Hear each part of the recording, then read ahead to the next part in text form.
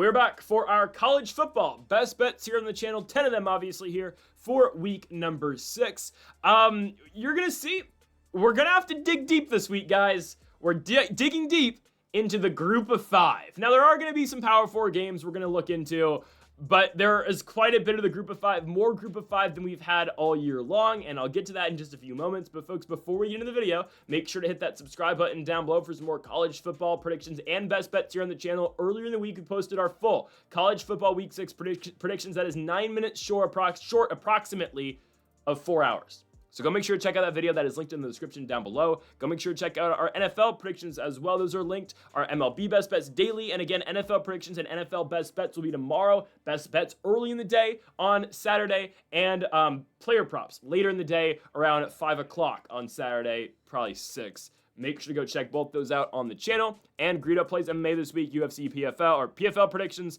Actually, that's going on like right now in UFC 320. Okay. First best bet of 10. Western Kentucky on the road at Delaware. So again, I told you, there's quite a bit of group of 5s this week. I'm looking at the slate. Not a lot of games in the Power 4 I like. So here we are. Group of 5. It's a group of 5 type of week.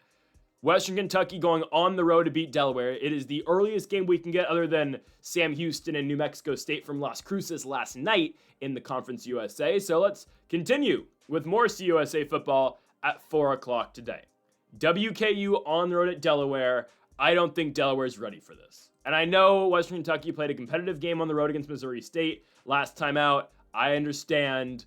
I just think WKU's offense is too good. And I know Delaware can score as well. I think Western Kentucky is going to score 40-ish, and I think Delaware is just not going to be able to hold up. I mean, the over-under for this game is one of the highest you're going to see in the entire week, 61.5. I believe now it is the second highest in the entire week, other than Texas State and Arkansas State over in Jonesboro, Arkansas. So, second highest over-under this week, and it makes sense. I mean, this should be a complete shootout. Western Kentucky, I would say, I think plays a little bit better defense than Delaware. But I don't know. I mean, Delaware gave up 44 to UConn and still won, 41 to UConn and still won the game by 3 points in overtime. These are two electric offenses. However, I am going to back Maverick and Western Kentucky rather than Nick Minucci and the Delaware Blue Hens. Delaware's 3-1. First ever year as a FBS school. They are undefeated so far in the CUSA with going to Miami last week or 2 weeks ago and beating the FIU Panthers. And I mean, I can't say that win's overrated, and I can't say they are overrated because they beat UConn. And yeah, the game was in Delaware, but that's the same exact spot Western Kentucky is going to have to go as well. The fact that we get points, though, is excellent. We get 3.5 points here. Sign me up. Neither teams really run the ball all that well. Delaware, I would say, has a slightly better run game. Joe Silver is their lead back, and he can really take off. He had 179 yards in the UConn game, however, and there was a long 70-yard touchdown there too. But it's not a thing that Delaware can necessarily rely on. And there is no reliable running game for Western Kentucky either. This is all Maverick McVlure, the former quarterback for Albany Christian. He's been very good this season. Now, Western Kentucky has lost once this year. They ran into Toledo on the road, Tucker Gleason at the Glass Bowl. They lost the game 45-21. It is what it is. Other than that, though, this season they've been very good, winning at home against Sam Houston, blowing out North Alabama, beating up on Nevada at home, going to Missouri State, finding a way to win. It's the same type of deal here. On the road, Friday night, find a way to win. But again, we get points. We get 3.5 points on the road at Delaware, and I'm cool with that. I really am. Delaware's been off for a week, which, you can say one way or the other, oh, they've been off, it's good for them, or, oh, they're going to be, coming off of 2 weeks of rest going into this game. It doesn't matter. They're at home, and I think Western Kentucky's offense is going to give Delaware a lot of problems. Delaware has not played an offense like WKU yet, and I know you can say UConn, and that's fair, but UConn hasn't been as good as I would think they would be, and UConn, they run the ball very effectively. It's just, UConn's a good offense, and don't get me wrong, they can score, but what UConn does with Fagano and Cam Edwards at back is a lot different than what Western Kentucky does, just because UConn has a very successful run game. Again, Cam Edwards has over 550 yards already this season through 4 games, right? 5 games, I guess. But I mean, that's a guy who's going to run for 100 yards every single night.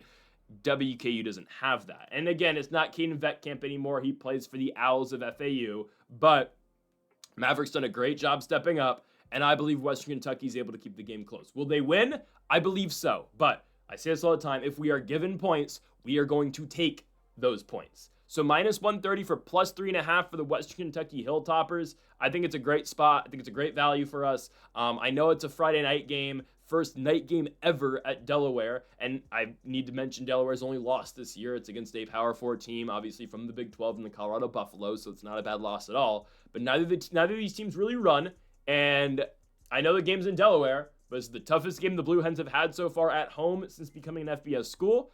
And Western Kentucky's been there. They've done that. They were a CUSA runner-ups last season by losing in the championship game to Jack State. And this is a team that I believe plays this style of ball better. Throw the ball a million times. I believe WKU comes out on top. Give me the Western Kentucky Hilltoppers to beat the Delaware Blue Hens, plus 3.5 for WKU.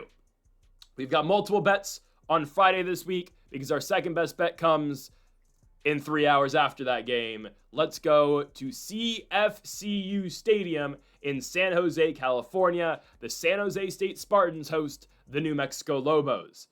I'm taking San Jose State at home. For as bad as that loss was against Stanford, just because you put up 600 yards of offense and still lost, more like 550, but still, I believe they come through now, okay? As long as they can just get their kicking position fixed, which I don't know. I don't know if Dennis Lynch is still going to be the kicker or not. This guy is the worst kicker in college football right now. That's okay because they're going to be in the end zone. That's what's going to happen. They're going to be in the end zone a lot this week. Tonight. New Mexico's look good this season. They're 3-1. I know they went to UCLA and won. I think San Jose State's figured it out. And San Jose State, even in a loss against Stanford, and the reason why I say it was a bad loss is because your quarterback throws for 473 yards, and you still don't win the football game. However, it gives me a lot of hope for San Jose State. It legitimately does. It gives me a crap ton of hope that, okay, you lost week 1 because your kicker sucks. All right, you can't hit a field goal against Central Michigan. You have 2 game winners and you miss. You go to Austin, Texas, and you only actually lose by 31 points to Texas. You cover. You then play Joshua Wood, former Fresno State quarterback, in Idaho, very tightly at home. And then you go to Stanford, your quarterback throws for 475 yards, and you lose. And you did give up 444 yards to Ben Gulbranson, who retired from the sport just 6 months ago. But it's okay. It's all right. And yet, you should have won. You cover, and you should have won. You should have won. If your kicker could hit a kick, you would have won the football game. So, way to go, San Jose State. I actually have a lot of confidence now in this football team, though. I do. I have a fair bit of confidence in them. They're at home, taking on New Mexico. The Lobos look great their last game. You beat up on the Aggies of New Mexico State in front of John Jones, in front of ISHO Speed. That's great. And the week prior to that, 2 weeks prior to that, they went to Pasadena. They went to the Rose Bowl and beat UCLA. But I say it all the time, my local high school team could probably beat the UCLA Bruins right now. I mean, you know, I think I could find a DN that goes to one of the local high schools around here, and he could probably sack Nico Amaliva 4 times, maybe 5 times, okay? I'm probably forced a fumble too. However, I think New Mexico's a good team. I don't think they're good enough to beat San Jose State. San Jose State on the road. San Jose State, I know you lose you still have Walker. Okay? You lose Nick Nash, who last year, obviously, Triple Crown winner, should have won the Biletnikoff, but they gave it to Travis Hunter. I'm a huge Travis Hunter fan. He should not have won the Biletnikoff over Nick Nash, but they gave it to him. It's okay. San Jose State, though, still is a great pass game. Walker Agette, is he better than Emmett Brown? No, Emmett Brown's never going to play college football again. It sucks. But Agette, he just slings it now, and he has some confidence around him, throwing for 400-plus yards. His team didn't win, but he's got a pretty good receiving core around him. Last game, man, 147 yards out of Kyrie Scholes. All right. More yards in one game than he had in the entire season prior to the game in Palo Alto against the Stanford Cardinal. And how about Danny Scudero? Is Scudero the next Nick Nash? No, he's nothing like Nick Nash. He's actually fairly fast, and he's 5'9" compared to what Nick Nash is 6'3". But he is the lead receiver now for San Jose State. He's gone over 100 yards in 3 out of the 4 games he's played this season. The one game he hasn't gone over 100 yards, that was against the Texas Longhorns, and he still had 7 catches for 60 yards. So Scudero's, 100% the number 1 guy for Walker. Again, nothing like Nick Nash at all. If anything, Kyrie Scholes is going to be more like Nash, but I don't think anybody's going to be Nick Nash at San Jose State anytime soon.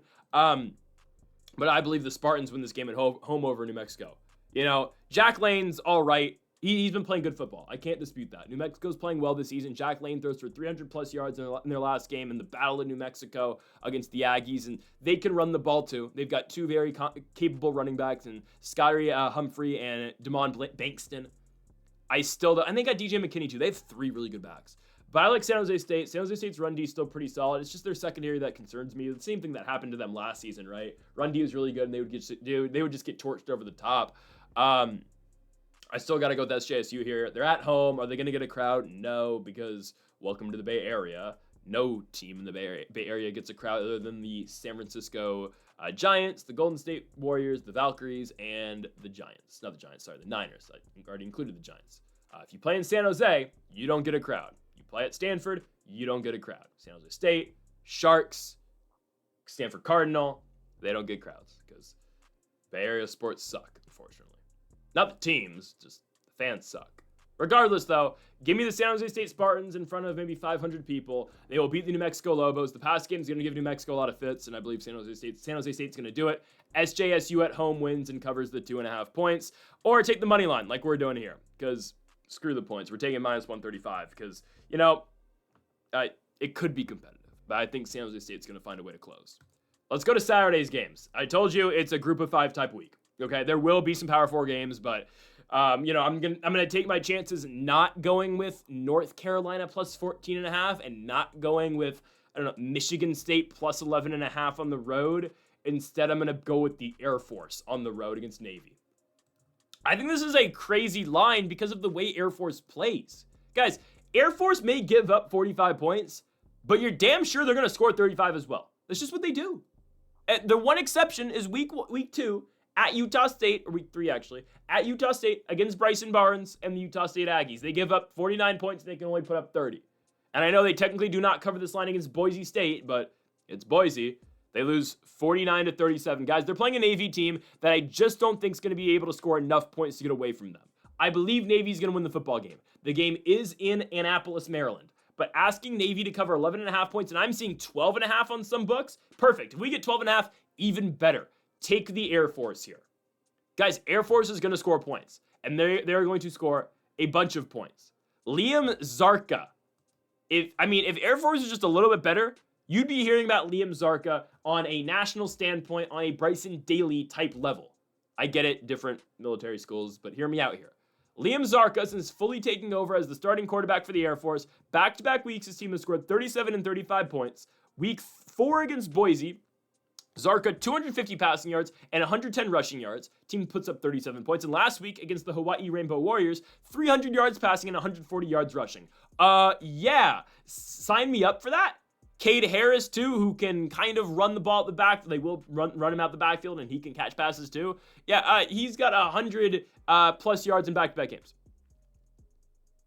Yeah, give me the Air Force Falcons. Are they 0-3 in the Mountain West? They are. Are they 1-3 this season? Sure. They have scored at least 30 points in every single game that they've played. Navy's not scoring 42, guys. Over 42. Oh, they scored 42 at Tulsa. I don't care. Okay. I don't think they score more than 42 points. Air Force, their benchmark, the floor for the Air Force Falcons is 30 points. They're scoring at least 30. The way that offense has been playing, the way they've been getting the football out, the way they've been running the football, they're scoring at least 30 points. They probably will score more. Navy's defense isn't bad, but you give up 24 points to UAB, which actually is kind of impressive because of how good UAB is. Offensively, defensively, they're horrible. More on the Blazers later. And Blake, I get it. Blake Horvath is good. He's back again. Alex Texa out the backfield. I just don't think they're able to get away from Air Force by this many points. Air Force is good, trust me. Air Force is very good. Their defense sucks, I get that. But can Navy really run away from them by that many points? I don't believe so. They scored 52 against VMI, the Virginia Military Institute. That doesn't count. It's an FCS team. And I know Air Force's defense does play like they're an FCS team sometimes as well. But guys, military game, they're usually lower scoring than normal, which does favor the team that's a big underdog and a team that is known for their offense.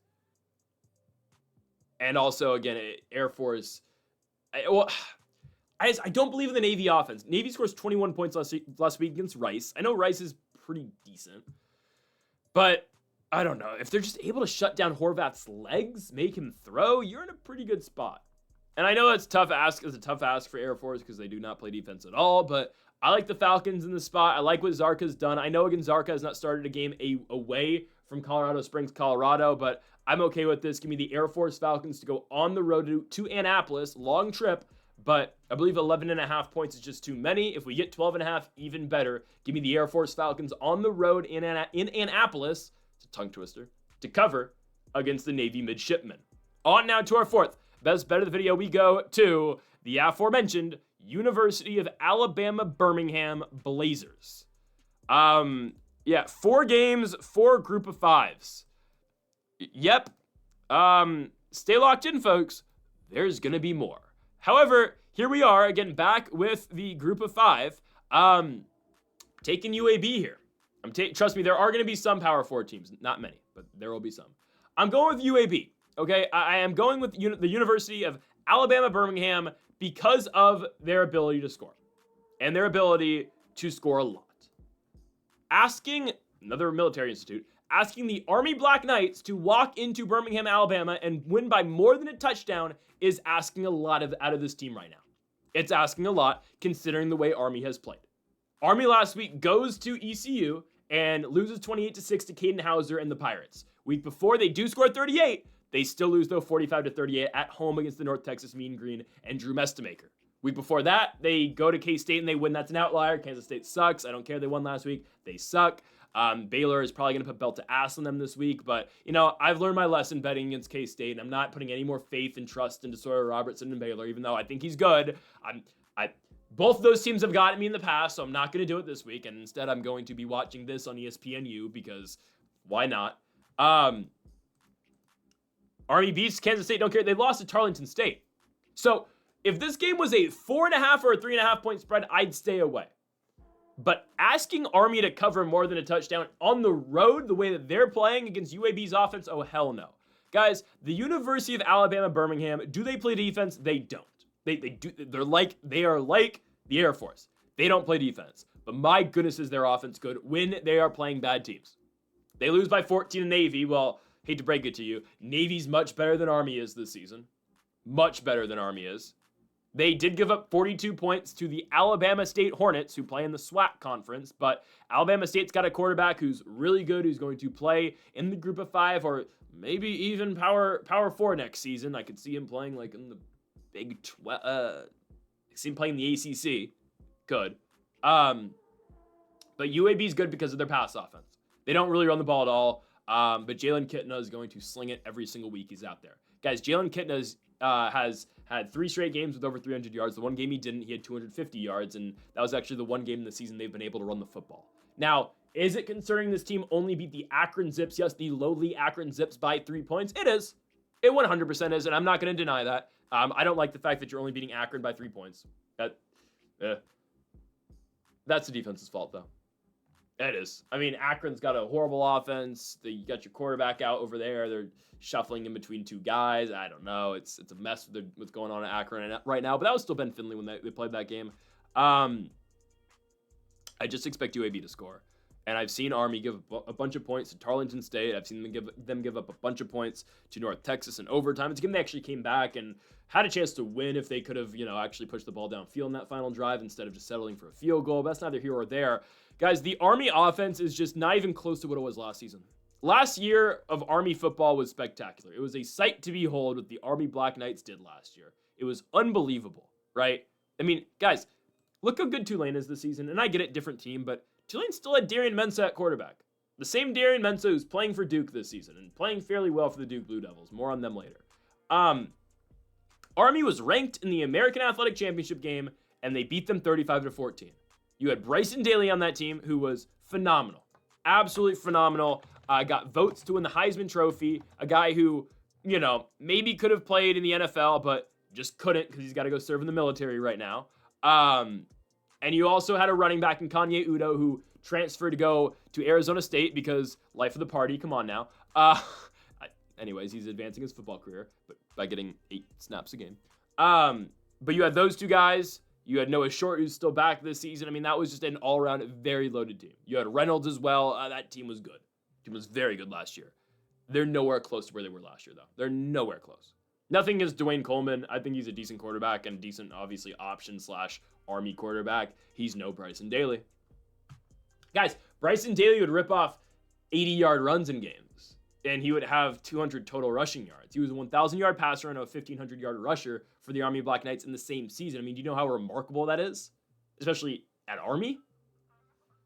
They're not the same team. Noah Short's doing fairly well this year. Dwayne Coleman, again, is decent. They may win the game, but asking them to cover 7.5 points is ridiculous. And the game's in Birmingham. It's in Alabama. And we know UAB scores a lot. And they have a quarterback who's going to fill the stat sheets. I know they can't really run, but Jalen Kitna is going to sling it, and Jalen Kitna is going to pile up a bunch of yards. I have to go with the University of Alabama Birmingham here to cover 7.5 points at home. It's ridiculous they're this big of a dog, but take it while you can. Give me UAB at home in Birmingham over the Army Black Knights. On to our fifth best bet of the video, we move to our first Power 4 game of the week. We've gotten here. We finally did it. Maryland at home against the Washington Huskies. I'm really close just taking Maryland to win. But again, let's just take the 7.5 points. Let's just take it. Take the 7.5. I get it. I think a lot of people are optimistic about Washington because of how they played last week. Yeah, you didn't win, but you only lost by 18 against a really good team, and you did miss some opportunities where you could have been even closer against the Ohio State Buckeyes at home in Seattle, Washington. Do not care. You're going on the road, cross country. You can't ask for farther trips to take. You play up in the Pacific Northwest. You play in the very tip of the country. Hell, you're 2 hours away from Vancouver, British Columbia. You're so far up, right? You are right there to Canada. And not, we are, Detroit we're Buffalo close to Canada. No. You're on the West Coast close to Canada. You got to go cross country to University Park, Maryland, all the way across the country to take on the Maryland Terrapins. Good luck with that. Good luck with that. That's a far trip. And you are expected to cover 7.5 points, just like Army's supposed to cover 7.5 points on the road. Like, again, Army's supposed to do it in Birmingham, and now UW's supposed to do it at Maryland. Good luck with that. Good luck with that. Guys, as we have seen before, it is tough to go on the road in the Big Ten and win. It's difficult. Indiana this season is probably going to the playoffs. I know they have to go and beat Penn State or Oregon. It's going to be Penn State, hopefully Oregon, but hopefully both. But that's a great team. Indiana's super hot right now.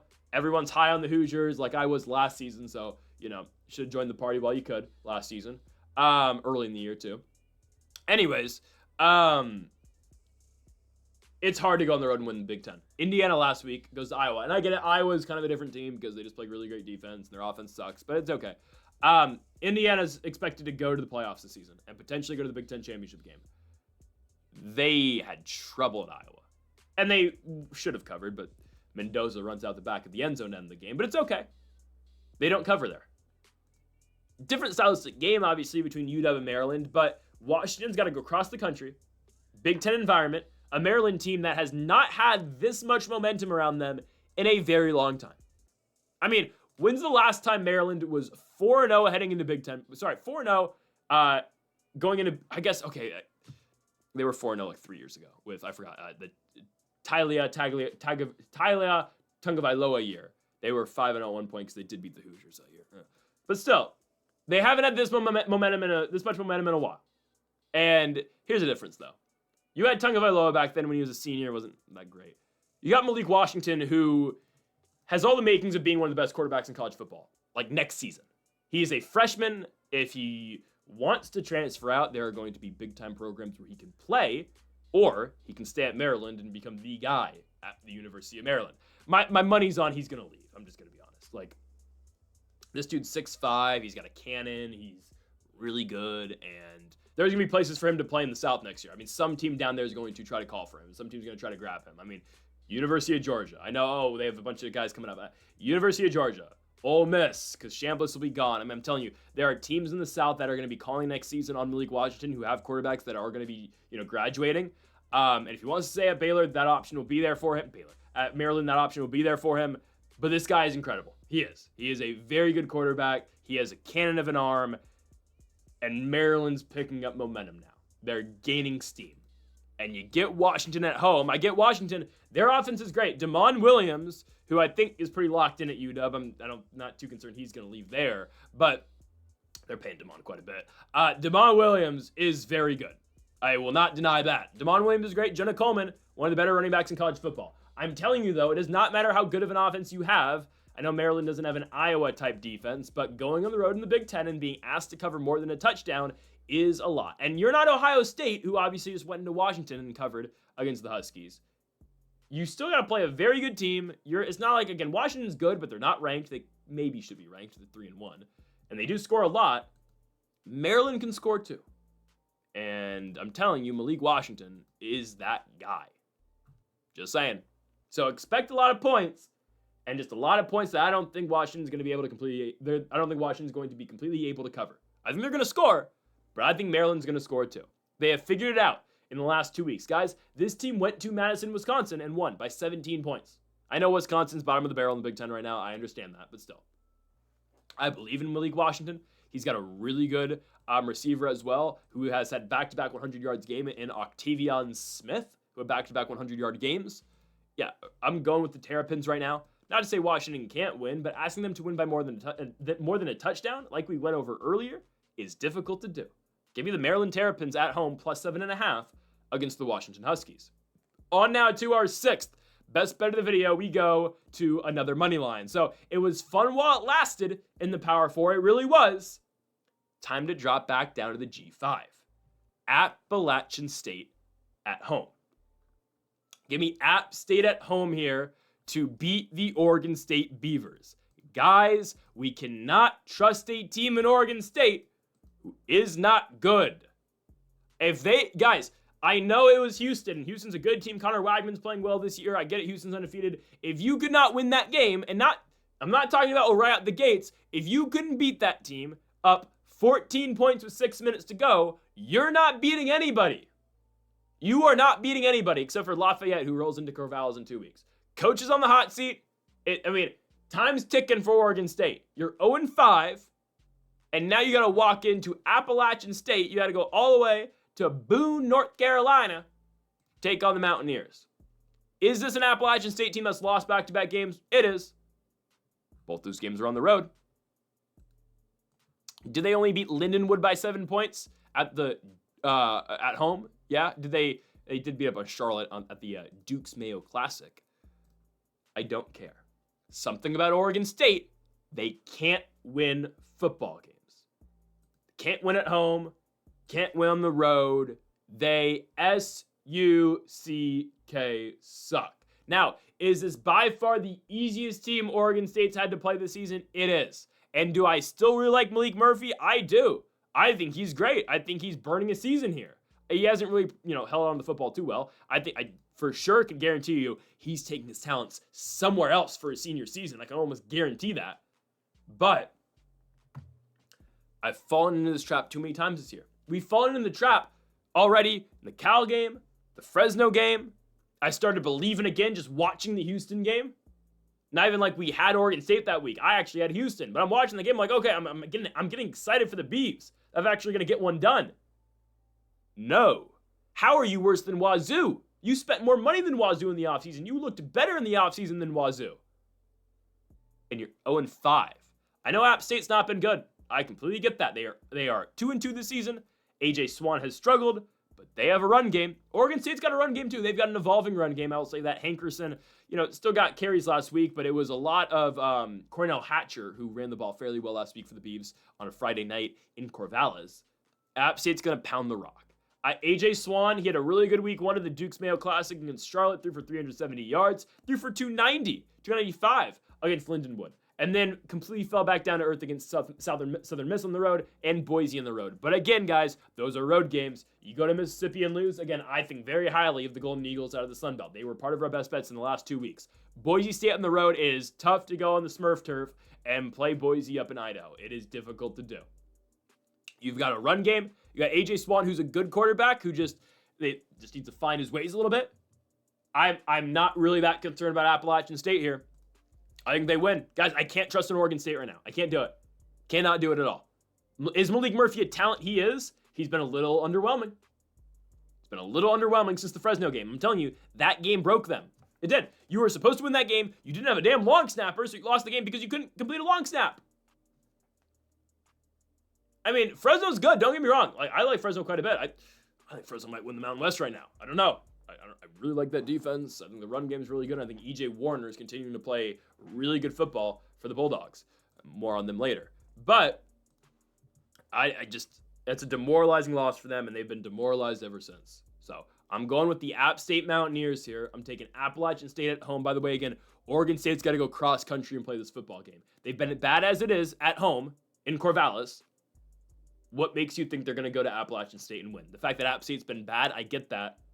But you're asking Oregon State to go across the country, and App State's bad games that they have played have been on the road as well. So give me Appalachian State at home. I think AJ Swan's much better in this spot. I think App State gets it done. Give me Appalachian State Mountaineers money line. They are very slight favorites, -125 for App State to get it done at home. We move on now to our, 7th best bet? Yep, we're digging this deep.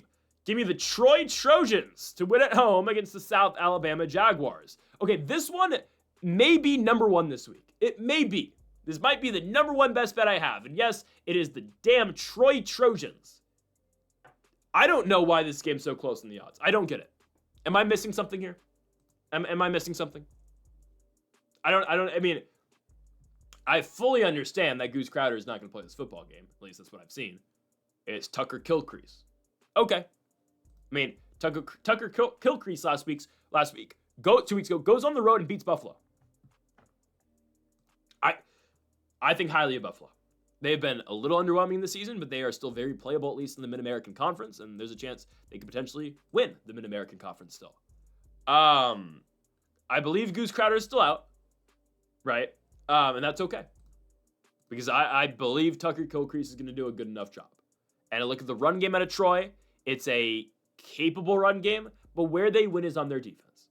Guys, Memphis is no joke. Memphis right now, I mean, again, whoever is going to win the American Conference is probably going to the playoffs. Memphis is in that conversation. It's Memphis, it's Navy, it's the Mean Green, it's Tulane, it's South Florida. All those teams are in the mix to potentially go to the postseason this year, right? And Memphis only scores 28 points on Troy. Same team that scored 55 on the road last week at FAU. Same team that scored 32 against Arkansas. And you only scored 28 points against Troy. Now, having a competitive game with Clemson, if you're a Power 4 team, is not that exciting, and you know how bad Clemson's been this year. If you're the Troy Trojans out the Sun Belt and you're winning at halftime and you only lose by 11 points to the Clemson Tigers in Death Valley, now that's impressive. And last week, or 2 weeks ago, they had a bye week last week, going to Buffalo and only losing by 4 points to the winning. So kind of used to them losing. Winning at Buffalo. That's big time. That's big time. And I haven't even gotten now to the South Alabama Jaguars, a team that has been destroyed over the loss of their young quarterback. He didn't die. Gio Lopez left to go to North Carolina, which there's a chance we see Gio Lopez back at South Alabama next season when he decides, you know what, this Bill Belichick thing, I'm out of here. There's a reason, there's a reason he never worked without Tom Brady. You know what, let me get on out of Chapel Hill. So there's a chance maybe Gio Lopez is back here, even though I could see him playing in, Corvallis next year. Random shout, I don't know. Actually, how would you like to be a Fresno State Bulldog next year, Gio Lopez? Just saying. E.J. Warner is going to graduate. That's a great spot for him. It's a great spot where he can win a lot of games. And then he still be a junior, then he can go back to the Power 4. South Alabama's struggling, though, without him. Kentrell Bullock's been carrying a lot of the load for South Alabama in the run game, but last couple games it's been a lot of nothing out of everybody, I'll be honest with you. Bishop Davenport's trying. I think he's good. I don't think he's great. They're a 1-4 football team. Their only win this season is Morgan State, a team up in Baltimore. Morgan State, well, they're MEAC, right? I'm fairly sure they're MEAC. Yeah, up in the MEAC. Okay. A team that has only beaten Division II schools so far this season in FCS play. Obviously down there in the FCS. So I can't treat South Alabama seriously. You're 0-4 against FBS opponents. And sure, only losing to Tulane by 2 points is impressive, I guess. Whatever. Going to Auburn and only losing by 16 is cool. But, Jackson Arnold doesn't score. And then the one that sticks out like a sore thumb, though, is South Alabama losing to Coastal Carolina. Shout out to the Shants, but, you're losing by 18 points on your own home turf to the Coastal Carolina Chanticleers. And wherever the hell's going down there right now. And then expectedly, you go to North Texas and you lose. Nobody's surprised about that. But going on the road to Troy, this is difficult. I mean, I believe, again, your offense doesn't really do anything that spectacular. You score maybe like 20 points a game if you're lucky. Troy's going to shut you down. The Troy Trojans have a good defense, and their offense just does enough. And I know, again, backup quarterback, Tucker Kilcrease, don't care. I think we're fine. Run game with whoever it's going to be, Tay Meadows, Jordan Lovett. I don't love it, but it's okay. I'm going to take Troy. I think the defense carries them here. And oh, by the way, it's at home. South Alabama is yet to be an FBS opponent this season. And you also lost at home to the Coastal Carolina Chanticleers. So I can't, guys. I'm going with the Troy Trojans. This is one of my favorite bets of the entire weekend. Troy at home, minus 130 in Alabama, at home again against the South Alabama Jaguars. Interstate thing, but yeah, give me Troy. On to our next game, and I believe we're back in the Power 4 here. We are. For the final time, I think, right? No, we got one more Power 4 after this. We got 3 more bets, 2 Power 4s, including this one, and then a group of 5 to finish the night. We are going to be taking the Miami Hurricanes to cover. We're going to buy a half a point. I'm seeing this at -4 right now. I'm going to buy a half a point. If I get this down to -3, I'd love it, but it's okay. -3.5 should work too. The Miami Hurricanes are going to embarrass the Florida State Seminoles. Absolutely embarrass them. That's what's going to happen. Oh, Florida State beat Alabama at home. They beat them in Tallahassee. I do not care. Guys, if you're losing to Virginia, I cannot take you seriously. Oh, Virginia. Oh, they're ranked again. Awesome. Watch what Louisville does to Virginia this week. Watch what happens. Okay? Maybe I'm wrong. I don't think I'm going to be, but I respect the Cavaliers. I enjoyed watching Chandler Morris play at North Texas last season. He kind of slings it, but he throws a lot of picks. Guys, the problem with Florida State's their quarterback. It is. I'm sorry. Okay? There's a reason, again, why Boston College was not too pressed over the fact they lost Castellanos last year. Midway through the season. They did not care. Guys, Castellanos is a liability throwing the football. I'm sorry, he is. He is a liability throwing the ball. And now he struggled against Virginia, who is an okay team, but a team that we watched NC State see a lot of success offensively against Virginia. And at the same time, did FSU score 38 points? Yes, that's not because of their pass game. Castellanos, great runner. They've got some really good backs too. But they're not competitive in that football game because of their pass game. Their pass game holds them back. And Castellanos throws 2 big interceptions, and ultimately, again, FSU loses the game in overtime by 8 points. If you're struggling against the Virginia defense, what is going to happen when you play potentially the best defense in college football right now? Sure, is that Texas? Is that Ohio State? It might be. Those defenses are really good. Indiana's defense is actually pretty damn good as well. Shout out to the Hoosiers. But what Miami has done defensively this season is nothing short of spectacular. I mean, Notre Dame's a really good offense. Notre Dame's a great offense. Look what Notre Dame does against Arkansas last week. Look what they did against Tech. A&M. And I know, again, they lost, but you lose because you can't convert on a PAT. Notre Dame scores against everybody. They had 17 points against Miami through 3.5 quarters. South Florida is still projected to be a playoff team this season. It's either them or Memphis, the 2 projected ones right now. Again, UNT could get there, Navy could get there, Mountain West School could get there. But it's still projected to be USF. USF scores 12 points at the Hard Rock. And I know Florida's been underwhelming this season, but I don't care. If you hold any SEC team to 7 points, that's impressive. So now you take a struggling Florida State team, who, again, I don't care they scored 38 points. If you're a serious contender, you can't go on the road and lose to Virginia. I know the ACC is weird, and I've said it before. It's a weird conference this year, and this is a weird math equation I'm going to play right now. If I can't treat you seriously if you go on the road and lose to a team that lost to North Carolina State. Nothing against NC State, but we know what NC State is this season. They lost to Virginia Tech. And am I going very far down the line here? I am. But ultimately, this comes down to the fact that Thomas Castellanos, I cannot believe in. I can't. And I've seen I've seen Miami have quarterbacks in hell this season. Byron Brown, DJ Lagway, first ever start for CJ Carr. I've seen quarterbacks struggle time in and time out against Miami. Their offense is great. Carson Beck, elite quarterback in college football. Don't know if he's going to win the Heisman like I projected him to do, just because I guess Dante Moore is the favorite now. But really, we don't know who's really going to be the favorite for another 5 weeks. So take it with a grain of salt. Beck's still 4th, though. He's higher than Mendoza, which is absolutely absurd, but it's okay. It's more Dante Moore, Ty Simpson, Jeremiah Smith, Carson Beck, Trinidad Chambliss, and Fernando Mendoza. Pavia's next, really? If he beats Alabama, maybe. But their offense is great, and their defense might be better.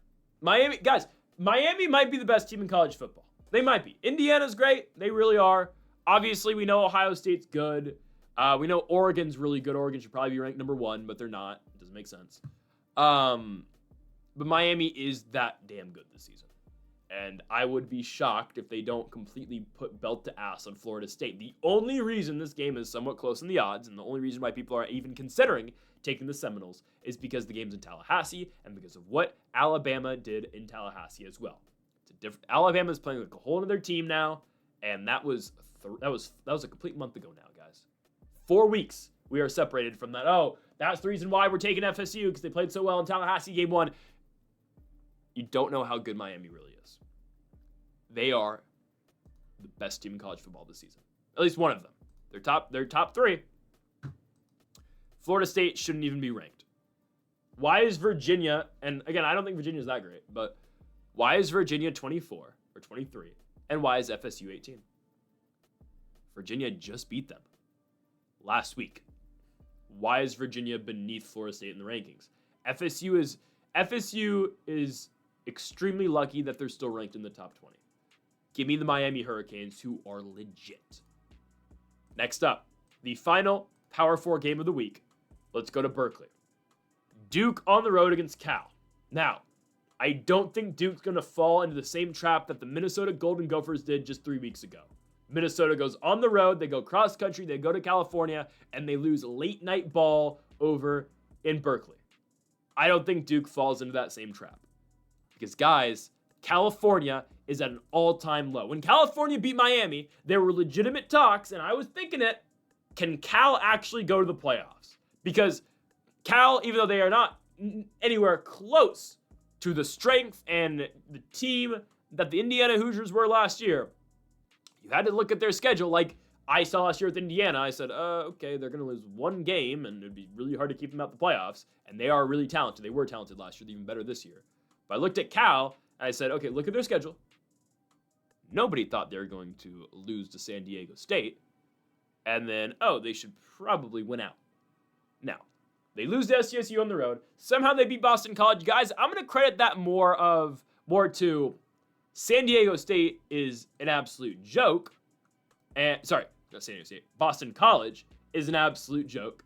And you can't beat Stanford in California. You can't beat the Cal Golden Bears when they go cross country to play you up in Massachusetts. You're just a joke. You're a disgrace. Okay, that's what I'm going to book in for the Boston College Eagles this season. Okay? California, I don't care they beat BC. You lost 34-0 to San Diego State. And sure, is their quarterback got untapped potential? Is he going to be really good? And Jerron Kway Sagapulete, 100%. That dude's pretty good. He is. But at the same time, he's still a freshman. He's still learning. And you get Duke coming into town. It's a team that's going to score on you. It's a defense that is not horrible. Guys, I know Syracuse is on a backup quarterback, and I know, again, right, Antigelli's out for the year, and they're dealing with Ricky Collins now as their backup starting, but I don't care what version of Syracuse is out there. If you stop a Fran Brown offense that has always been great, and last year, again, had Kyle McCord, and they scored 1 million points. I mean, if you stop a Fran Brown offense to 3 points at their home place, at the JRA, whatever the hell, Wireless Dome, yeah, I believe in your defense. 38-3 last week for Duke. Beat NC State the week before. Competitive game the week before that against Tulane. Yeah, they got blown out against Illinois. We have actually talked about Duke quite a bit. They come up every single week. At least in the best bets portion of our videos. But I'm going to be going with the Duke Blue Devils this week. I am. -140 money line. You can take the -2.5, but I would tend to stay away from that here just because on the road, I don't love them having to cover points on the road. Right? I want to say take the money line and win because obviously that's the objective for all teams, obviously in every single game, but especially road teams, right? You're on the road, you're starting this game at 10:30 your time, you're in California, you've never played at Cal before, first ACC matchup ever between the Duke Blue Devils and the California Golden Bears, which just sounds weird that Cal and Duke are rivals, not rivals, but division or conference opponents. Like hell, they play each other in basketball now, which is just so weird. But anyways, your mindset going into California and going into Berkeley playing the woke agenda is, okay, we just need to get out of here with a victory. We don't care how we get it done. We don't care how it happens. We just need to win. It's a different mindset when you're at home because you believe, okay, we should blow this team out or we should dominate this team. On the road, you're thinking, okay, any way we can, we just need to finish with one more point than the other team. And that's exactly what the Duke Blue Devils are going to do on the road at California. They will beat the Cal Golden Bears and they will win. Again, we don't need the points. Minus 140 for the Duke Blue Devils. Darian Mensah in that offense will be able to outscore Segapulete in California. Give me the Duke Blue Devils on the road. On to our final best bet of the video, the largest spread we are betting on this week. Minus 13.5 for the Fresno State Bulldogs. I have officially bought in to Fresno State. And the game that made me buy in was watching late night football 2 weeks ago, very late, against the Hawaii Rainbow Warriors and the 23-21 victory Fresno State pulled off. Now, that game should have been an 8-point victory if that defense could have gotten a stop earlier, but it's okay. They stopped Elihado and the offense for Hawaii on the 2-point conversion. Fresno's now a 4-1 team, and their only losses on the road to Kansas. Fresno State has legitimate playoff aspirations. Fresno State is going to walk into the Boise State game in about a month, a 7-1 football team, against a potential 7-1 Boise State. Now they're going to lose to Notre Dame, 6-2 Boise State, in a huge football game. I have officially bought into the Bulldogs this season. I was a little worried at the start of the year and especially after the week 0 game against Kansas about how E.J. Warner was going to play. I'm sold. He's looked great in the last 2 games. I said it at the very end of our college football predictions this week in the late fourth hour of that video. I talked about E.J. Warner's confidence booster that he absolutely needed, he got. September 13th at home against the Southern Jaguars out of the SWAC. E.J. Warner throws for 3 touchdowns early in that football game, throws for 240 yards. After struggling to reach the 200-yard mark in his first 3 games at Fresno, of course, former Temple quarterback, former Rice quarterback, he struggles to reach the 200-yard mark against Kansas, against Georgia Southern, against Oregon State. Even though his team's still 2-1 after that stretch, he had thrown 0 touchdowns and 5 interceptions. He's now thrown 5 touchdowns and 5 interceptions after his last 2 games. And the Southern game was great. They pull him at halftime because there's no reason. They're up by so much. And last week, or 2 weeks ago at Hawaii, I have to applaud the effort. I mean, my goodness. E.J. Warner in that football game, every single time they need a conversion, E.J. Warner gets it for him. Whether it be with his legs, whether it be through the air, E.J. Warner played a tremendous game. And for the first time in this season, Fresno State's run game just couldn't get going. Same could be said in the Kansas game, but nothing could get going for the Bulldogs in that game at Kansas. Against Hawaii, they could not run the ball. They've got 3 running backs they like to go to: Bryson Donaldson, Elijah Gillums in the doghouse, and Rayshawn Luke. Well, Rayshawn Luke had 10 carries for 39 yards, and Bryson Donaldson had 13 carries for 18 yards. They could not run the ball in Hawaii. In comes E.J. Warner, throws for 230 yards, and scrambles when they need him to. And sure, the defense was a big part in that game. Shout out to, again, one of the best names in college football, Kevon Thunderbird, for a 59-yard interception for a touchdown. That kind of sealed it until, of course, Elihado got his team into range and they scored with 10 seconds left. But ultimately, right, Fresno gets that stop. What I'm getting to here, though, is that Fresno is putting it all together. Defensively, they're putting it together. Again, guys, Elihado, I know he's injured. He's not playing at 100%. But stopping Hawaii to 21 points is impressive. And that arguably should have been 15 points if Elihado doesn't pull a rabbit out of his ass or whatever, rabbit out the hat, whatever, and put together that final drive in the football game. The offense is looking better for Fresno now, and they should be able to cover 2 touchdowns against a Nevada team that is absolutely lost. Guys, a Nevada team that should be 0-4 if Sacramento State doesn't throw a pick 6 with 3 minutes to go in Reno. Brandon Lewis is off to Memphis, and he might be rolling into the playoffs with a playoff team this year at Memphis.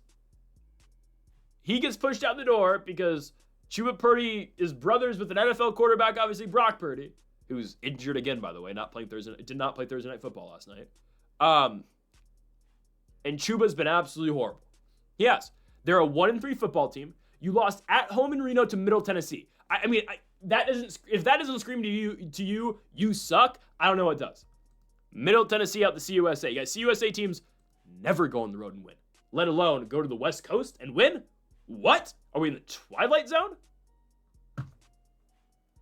Chuba Purdy's high passing yards this season is 165. Last week in Bowling Green, Kentucky against Western Kentucky. They lost 31-16.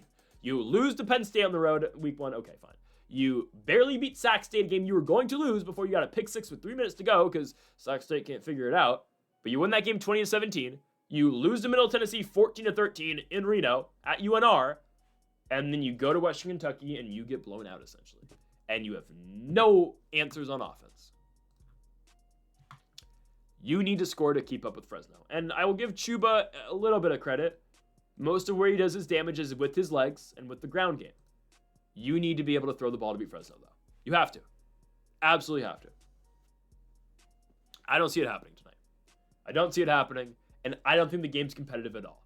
I believe Fresno State's going to be up by 14 points in the first quarter, and they're just going to continue to tack on and tack on and tack on. Guys, this game is going to look like the Fresno State-Georgia Southern game where Fresno won 42-14, except for the fact that game did go into halftime 13-14 in favor of the Eagles. I believe Fresno's going to be up much bigger, and the final result is going to look a lot like that Georgia Southern final late in August. I'm telling you, Fresno's just that good. Fresno, I believe this season, their floor is 10-2. I think there is big potential for 11-1 and potential playoffs this season for the Fresno State Bulldogs. They just have to keep winning, and they do not have to see the UNLV Rebels until the Mountain West Championship game, which is absolutely massive for them. I'm just saying, they're going to play some good teams. They're going to play Boise, Utah State. They're going to play San Jose State. But I have full confidence right now in the Fresno State Bulldogs and E.J. Warner and the defense too, and the great run game they have. Give me the Bulldogs to win at home against Nevada and cover the 13.5 points as well. Folks, thank y'all for watching our college football best bets here for week number 6. If you have not yet, though, make sure to hit that subscribe button down below for more. Make sure to leave a like. If you did enjoy the video, make sure to comment if you do disagree with any of the picks. We'll be back next week again on Monday with our college football week 7 predictions and later in the week as well for our college football best bets. Make sure to join us tomorrow for our NFL best bets and best player props as well. Folks, thank y'all for watching. Make sure to hit that subscribe button down below for more. And Mamba, forever.